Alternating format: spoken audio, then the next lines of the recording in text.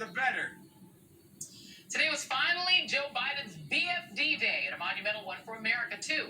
The president, often nicknamed Working Class Joe, made it officially Infrastructure Week at long last, signing his infrastructure bill into law today.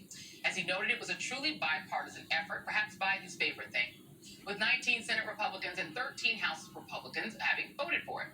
The new law invests $550 billion into transportation, roads, bridges, and other tangible stuff, plus broadband and internet and improving the country's water systems. The largest infrastructure investment in history, topping Dwight Eisenhower in sheer breadth. But it's just the beginning of what the administration hopes to accomplish, as both the president and the vice president pointed out today.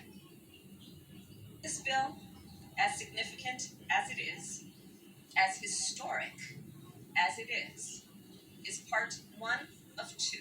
To lower costs and cut taxes for working families, to tackle the climate crisis at its core, Congress must also pass the Build Back Better Act.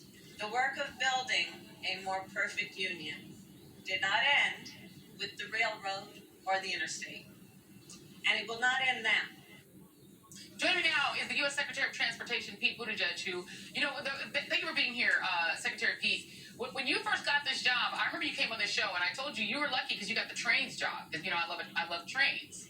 You got much more than that. You wound up with the pretty cool deal here. I mean, this is over $1 trillion in, bipartisan bill to really rebuild the country. The big question now is, how quickly does it get started? How much can be done in the next year? Because let's just talk about raw politics. The more people see, the more they will understand that it was the Biden administration that did it.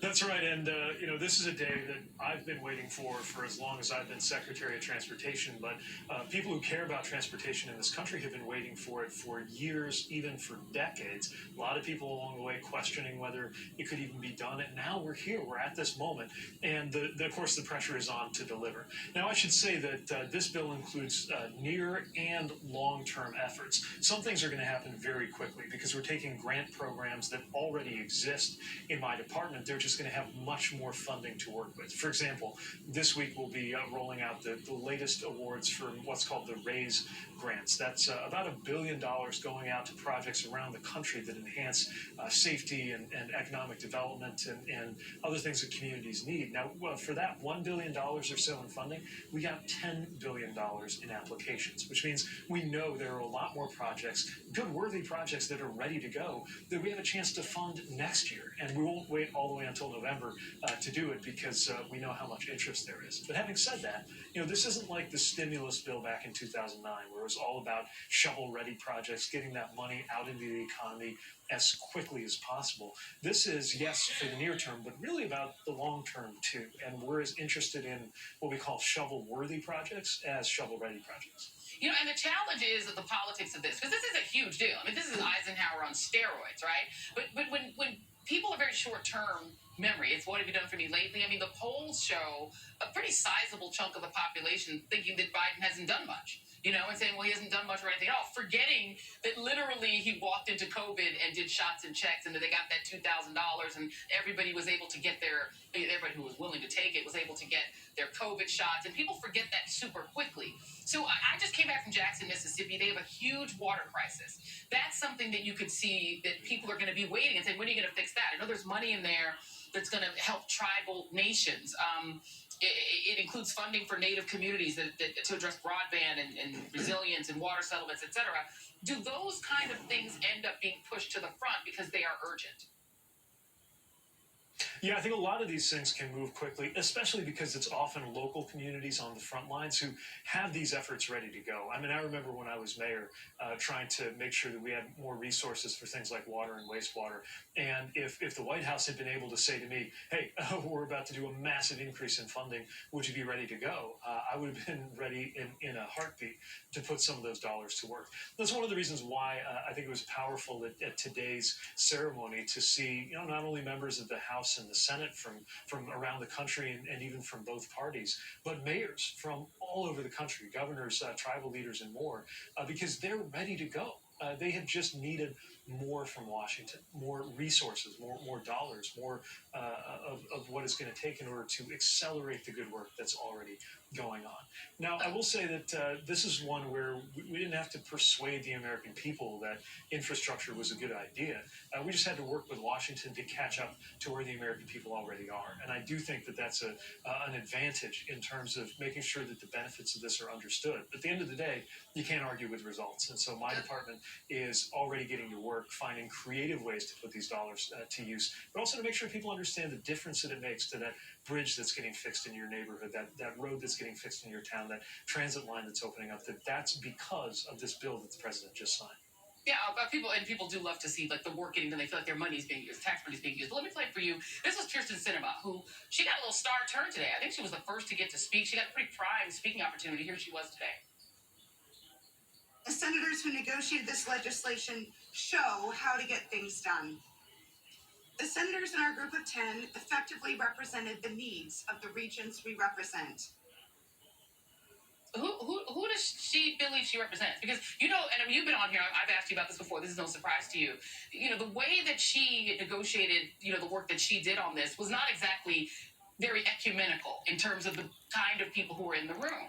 And so I think there's been a perception that she's been a big block to the other big half of your bill. We'll put it up here. You guys also have a $1.75 trillion desire to do the bill that's going to really help people of color, that's going to help women, that's going to help people who need childcare. She's been the hurdle. So when she gets up there and says, well, we've negotiated this bill for our people that we care about, do you believe that she is now committed and has got enough carrots? Because a lot of carrots she got. She got to speak before the vice president got to speak today, to get her to actually go along with the rest of your plan. Well, we do think the framework that's been agreed to can pass the Senate, can get all of the Democratic senators to vote for it. And by the way, until the bell rings, I'm going to challenge Republican senators to vote for that child tax credit for working families, to vote for the tax fairness that asks the wealthy to pay their fair share. Even though I know they probably won't, I think we should continue asking for their support. But you're right. I mean, that second part of the president's economic agenda is very, very important. Now, having said that, I don't want to short what it means for communities of color to have this bill that was just signed. I mean, if you look at transit, for example, you know, Americans of color are much more likely to rely on public transit. You look at the provisions for healthy ports, basically more electrification of our ports so that you don't have all of the trucks and equipment putting diesel exhaust and particulates into the air. That's disproportionately Latino communities that have disproportionately high rates of asthma because they live close to those ports. When you look at tribal lands and the unfortunately much higher rate of fatalities for pedestrians in tribal areas, as well as for black and brown pedestrians across the country. There is a racial justice element to the safety provisions, billions of dollars to make it safer to be a pedestrian or a driver on American streets. So yes, we continue to be, of course, very committed to seeing part two, that Build Back Better, what I call part two of the Biden-Harris administration's big deal, go through the House and the Senate. But I want to make sure the benefits of this bill, and by the way, also outside of transportation, obviously things like lead pipes, hugely important to deliver across the country. And we can't wait to not just tell the story, but of course to do the work. Well, you're just going to make, the people at that other day were going to be mad. You talked about all the stuff that they don't like you to talk about. By the way, I haven't got a chance to congratulate you and Chasten on your twins. They're adorable. I liked the photo and retweeted it, but now I can actually tell you in person, congratulations. Thank you, and congrats on this big bill. Thanks so much.